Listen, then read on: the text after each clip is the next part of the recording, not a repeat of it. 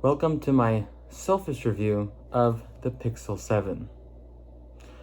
I have some good things, I have some bad things to say about this. This is not based on facts, this is based on my experience. If you want facts, you could watch a million videos, but if you want someone's actual experience of using it for a while, well, welcome. So let's start off with the bad, because it's always fun to start off with the bad. The first thing I found is the camera. I use this every day to take selfie videos. I post them on YouTube, and terrible. They're just horrific, disgusting looking photos from this selfie camera. My advice, if you ever take selfies, do not buy this phone, unless I have a fluke. But I find that with all my devices, there's something that goes drastically wrong, and if it's me, this camera is horrifically bad. Okay, the second thing I have is bad storage. Now, the storage itself is just regular, I think I have 128 if I'm not mistaken, or it could be 256, I don't actually know. But the videos that this thing takes, gigabytes in length, and it's just not enough. It's insane how big these files are. They might be good files, but it's just so big. And again, I only use the selfie camera. I don't actually use the back camera. Back cameras might be great, but I don't use them, and I use this to take videos. Microphone is not bad, not good. I mean, I use it to record music. Sounds great, sounds good, but it's very, very noisy. It's not that great. People are, going crazy over the Pixel lineup, but I don't find it that good. Again, I can't stop. The camera's horrific. It makes your teeth look moldy. It makes your face look like smashed something. It's really like black and brown. It's I don't know what they're doing, but it's terrible. It's like my third issue. My third issue is that it gets very, very hot, like really hot, especially when it's charging. When it's charging, it gets so hot you can't even hold it. Like, it's boiling hot. If I record a video with it, I mainly use this to record videos, and it gets so hot that, like, I use it for 3-4 minutes recording that I can't pick it up. I can't touch it. I have to wait for it. This is the type of device where you put in the freezer for 5 minutes to just get it to cool down. And to add to that, it has a smooth back, which means very, very smooth. So if your hands are not like wet or like grime or whatever, right now my hands are, so it stays. But a lot of times it's very smooth and it feels like it's slipping, especially when it's hot. When it's hot and it's smooth. Let's see if we move this up a little bit. Get more in frame. Okay, that's good. And a little gripe with the software. Now, this might be an Android thing. I don't actually know, but I had a Samsung, and now I'm experiencing this. Now I have a Pixel, and I've only experienced this with the Pixel, though the last version of Android I had was like an Android 9. So, take it with a grain of salt. But the app drawer, so when you scroll, right, you have your homepage, and then you can go to the list of apps, and it's always been that you scroll sideways. So you scroll the next page, the next page, the next page, but with this, you scroll up. And so if your app is at Z, then you have to just scroll all the way to the end instead of just, your most used apps here and then etc. You could probably set up the homepage, but it should have just been like this by default of A to Z this way, so I could quickly scroll up my finger like this. It's a real waste of time, and it's made really stupid, and it's just really annoying to try to find stuff that you haven't saved on your homepage. A big problem that I've had, still a problem, amazingly enough, still a problem. All the buttons are on one side. You can see it right over here.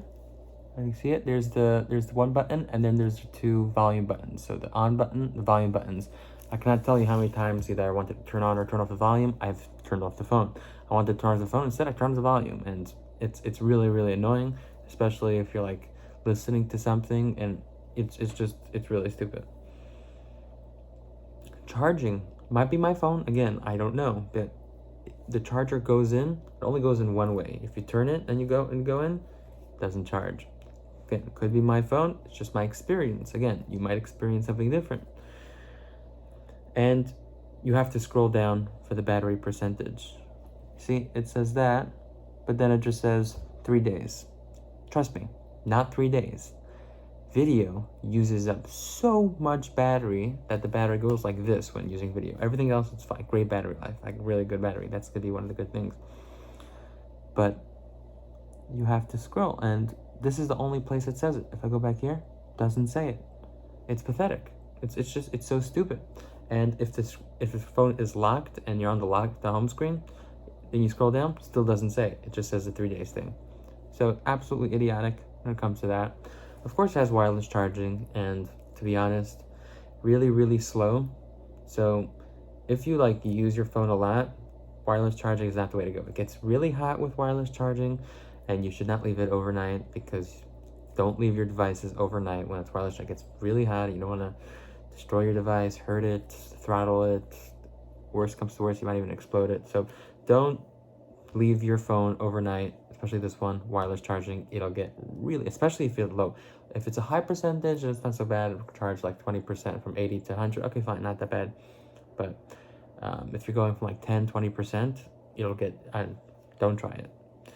Okay, now the good stuff. There are some good stuff. It's good battery life. Not the greatest, you know. Obviously, iPhones these days have full day battery life. They full to mean like 24 hours, 34 hours, right? Obviously, you're not going to get away from that.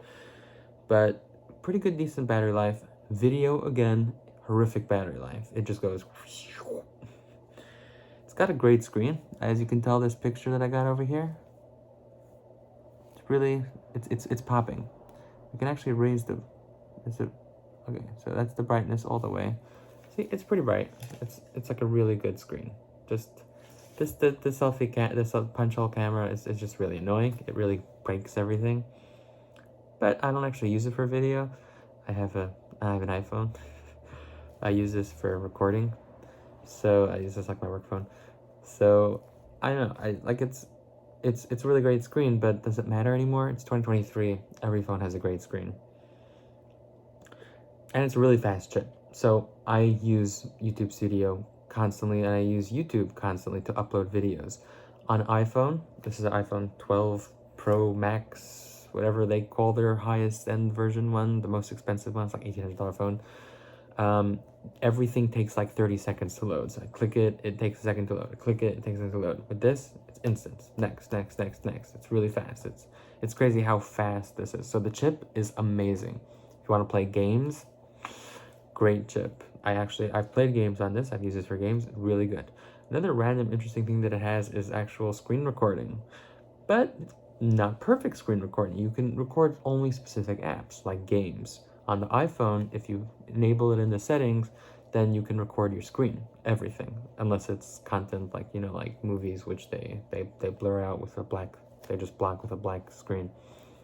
But you can record the screen, but not perfectly. So it's a software, it's still a little bit meh. All in all, don't buy this phone. Oh, right, price. Before we say that, the price, $500. You could buy it now for $400. Buy it. Good price. Okay. But I wasn't happy with it, to be honest. Obviously, I'm on an iPhone now, and I was on a Samsung Note 9 for many years, and I loved it. And this just, it feels less. It feels like a $500. Actually, it feels like a $400 phone, to be honest. It's a $400 phone with good cameras, apparently, which I don't really use, and a good chip. But the chip isn't actually that great. You know, it's like the Qualcomm one, the new Qualcomm, whatever it's called, the Gen 2x4 times X. I don't even know what they call it these days. Right? Snapdragon, right? The latest one. It destroys this. Just destroys it out of the water. So you should buy it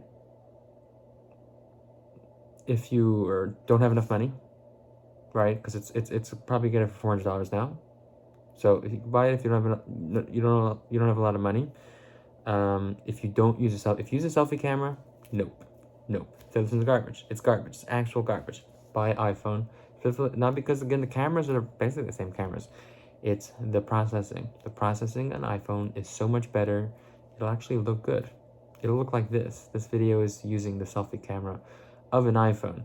I don't want to use this. I have used this in my video on this channel before because I don't care about how I look. But you probably do care about how you look, and this is not a good look.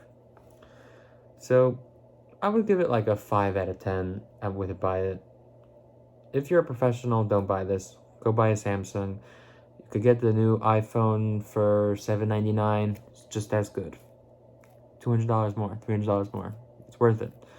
On the Android side, you'd probably get like whatever the S series, Samsung S series is.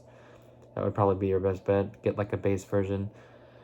Obviously, buy a base version. I'd say this on every device. Buy a base version and then just jack up all the amount of storage you get. Storage and RAM. That's the two biggest things. Storage, RAM. Just get the base version and then just, because you're going to run out of memory and storage instantly.